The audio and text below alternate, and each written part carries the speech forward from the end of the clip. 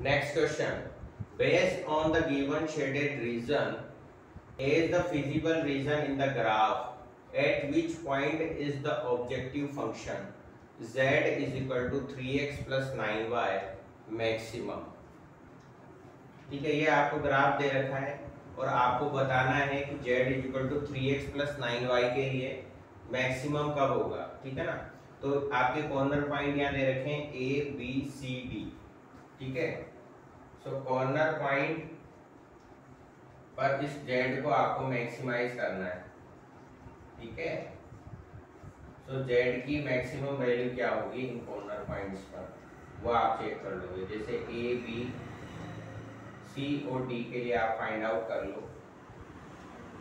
तो ए आपको दे रखा है 0,10, बी आपको दे रखा है 5,5, सी आपको दे रखा है 15,15 और डी आपको दे रखा है 0,20। ठीक है, तो x और y की वैल्यू यहाँ से यहाँ पुट कर देंगे। तो 3 इंटू 0 प्लस 9 इंटू 10, तो ये आपका 90 आ गया। ठीक है, इसी तरीके से b पर 3 इंटू 5 प्लस 9 इंटू 5, तो ये हो गया आपका 15 और 45। ठीक है, तो ये हो गया आपका 60, है ना। और z जब आप 15 रख दोगे यहाँ पर 15 और 9 इंटू 15, तो ये आपका 180 आ जाएगा। ठीक है, इसी तरीके से आप जब 0 और ये रख दोगे तो ये भी 180 आ रहा है। ठीक है, तो सी और डी पर मैक्सिमम मिल रहा है 180 आ रहा है मैक्सिमम जेड की वैल्यू। ठीक है, so option D is correct. Every point on the line segment C D, इस लाइन सेगमेंट सी डी पर एवरी पॉइंट पर आपका जो क्या होगा मैक्सिमम होगा। So every point on the line segment C D, ये आपका करेक्ट आंसर होगा क्योंकि 2 पॉइंट पर आ रहा है ना यहाँ पर मैक्सिमम, इसलिए।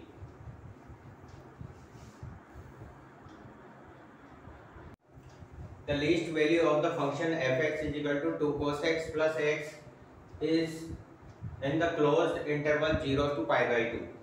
So क्या मल्टीपल चॉइस क्वेश्चन है। ठीक है, सो आपको निकालना है f(x), आपको दे रखा है 2 cos x plus x, सो f dash x क्या हो जाएगा आपका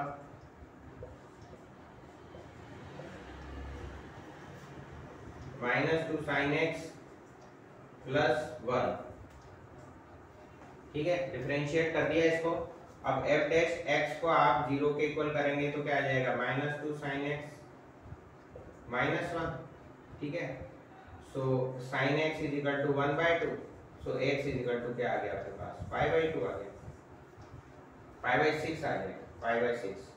ठीक है ना, क्योंकि sin x में 1/2 कब होता है 30 डिग्री होता है, तो x इज इक्वल टू π/6 आ गया।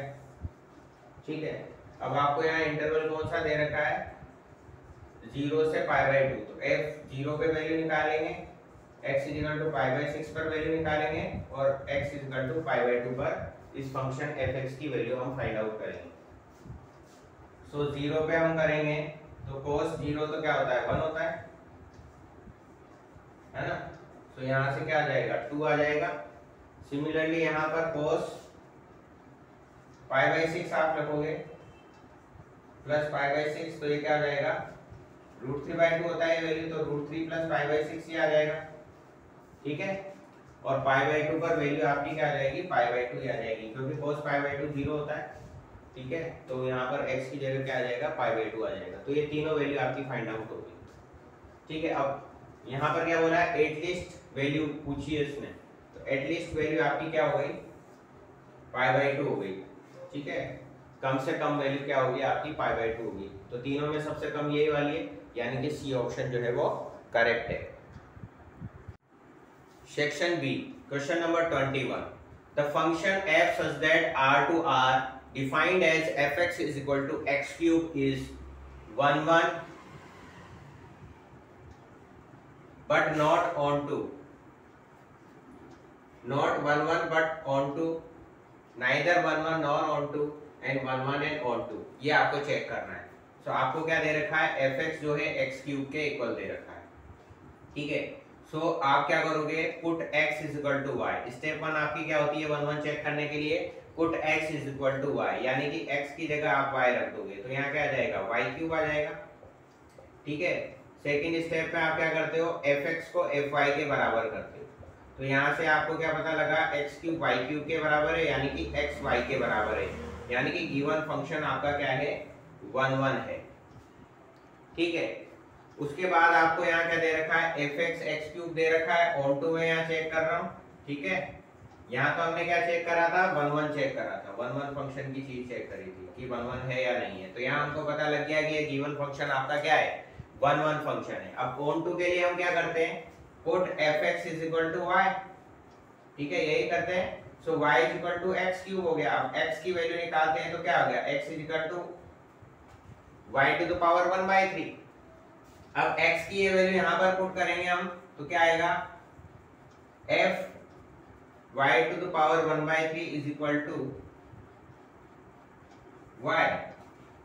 ठीक है, यही मिलेगा आपको, यानी कि y बिलोंग्स टू r के लिए, y बिलोंग्स टू r के लिए आपकी जो r है, यानी कि इस तरफ प्री इमेज आपके लिए मिल जाएगी, यूनिक प्री इमेज आपको मिलेगी। इसका मतलब ये ऑन टू भी है। सो 1 1 भी है और गिवन फंक्शन आपका क्या है, ऑन टू भी है।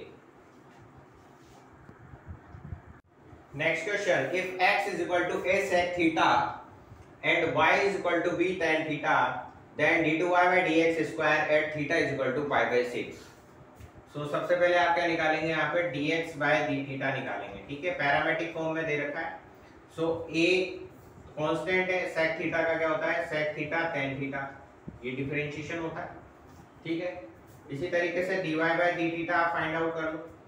तो यहाँ से क्या आ जाएगा, b sec स्क्वायर थीटा आ जाएगा। अब dy by dx आपको निकालना है तो ये क्या हो जाएगा, dy by d theta upon dx by d theta. So ये हो गया आपका b sec square theta upon a sec theta tan theta. तो एक sec थीटा से एक sec थीटा कैंसिल हो गया। ठीक है, सो dy by dx आपके पास क्या आ गया, b by a sec theta upon tan theta. ठीक है, सो ये हो गया b by a 1 upon cos theta और ये हो गया sin theta upon cos theta. तो cos थीटा से cos थीटा कैंसिल हो गया, तो ये हो गया b by a cosec theta. ये तो आपके पास आ गया dy by dx। ठीक है, अब आपको पूछा है d2y by dx स्क्वायर आप फाइंड आउट करें। ठीक है, so d2y by dx square, यानी कि इसका एक बार और डिफरेंशिएशन कर देंगे तो ये हो जाएगा b by a, और cos थीटा का होता है minus cosec theta. cosec theta का क्या होता है, minus cosec theta cot theta और d थीटा by dx।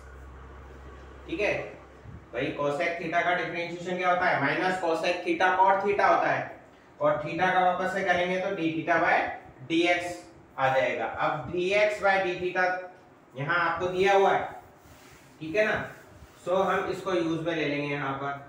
ठीक है, तो d2y by dx स्क्वायर ये हो जाएगा minus b by a cosec theta cot theta, और इसका रेसिप्रोकल करना है तो वहां पर क्या आ जाएगा, अपॉन में मतलब ये वाली चीज आ जाएगी।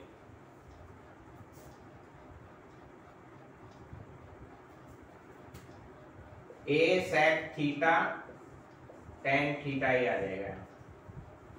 ठीक है, तो ये हो जाएगा minus b upon a square, और ये आपका बन गया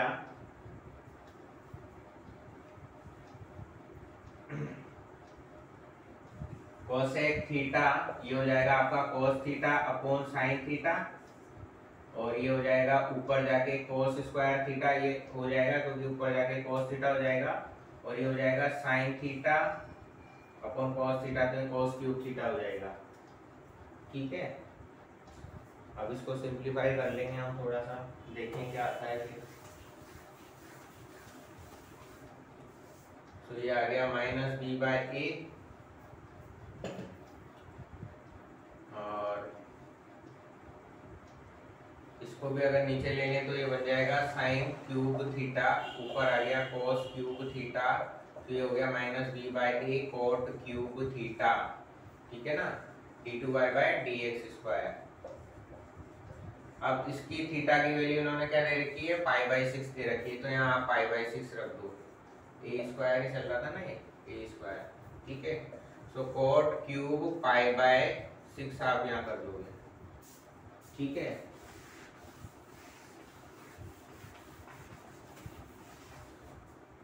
सो d2y by dx square at theta is equal to pi by 6, ठीक है ना, ये हमने निकाल लिया d2y by dx square at theta is equal to pi by 6 पर वैल्यू ये क्या आ रही है आपकी minus B by A square, तो आ ही गया, और कोट पाई बाई 6 की वैल्यू होती है आपकी रूट थ्री का क्यूब, तो ये हो जाएगा minus B upon A square 3√3 आप इसको लिख सकते हो, ठीक है।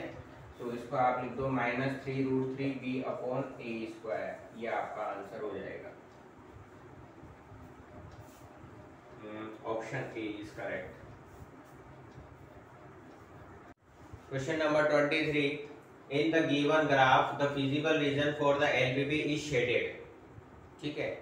द ऑब्जेक्टिव फंक्शन आपको जेड दे रखा है, किस पॉइंट पर ये मिनिमम होगा, ठीक है। ये आपके क्या है, सारे कॉर्नर पॉइंट है, तो कॉर्नर पॉइंट पर आप जेड की वैल्यू चेक कर लो, जहां पर मिनिमम आ रही होगी वही पॉइंट आपका होगा आंसर, ठीक है ना, जिस पॉइंट पर मिनिमम आ रही होगी वही वाला पॉइंट जो है आपका आंसर होगा, ठीक है।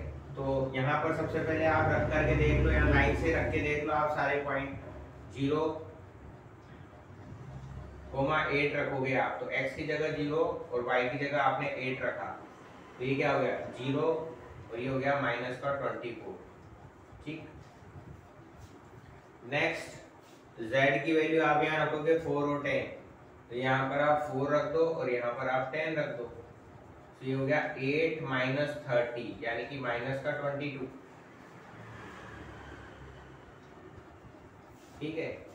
फिर आप रख दो 6 और 8, x की जगह 6 और y की जगह आपने 8 रख दिया, सो 12 माइनस 24 यानी कि माइनस का 12, फिर आप रख दो 6,5, ठीक है ना, तो यहाँ पर आपने रखा 6 और यहाँ पर आपने रखा 5, तो 6 3 इंटू 5 3 इंटू 5 15 और ये हो गया आपका 12 यानी कि माइनस का 3, ठीक है। अब आप देख लो इन चारों पॉइंट पर आपने चेक कर लिया, ये चारों पॉइंट यही थे आपके पास, ठीक है। पहला आपने लिया 0,8, दूसरा आपने लिया 4,10, तीसरा आपने लिया 6,8 और यहाँ लिया आपने 6,5, यही चारों पॉइंट है 0,8 4,10 6,8 और 6,5। अब यहाँ देखो सबसे कम कौन सा है, यहाँ सबसे कम तो -24 ही है यानी कि 0,8, तो 0,8 आपका आंसर हो जाएगा, ऑप्शन सी इज करेक्ट।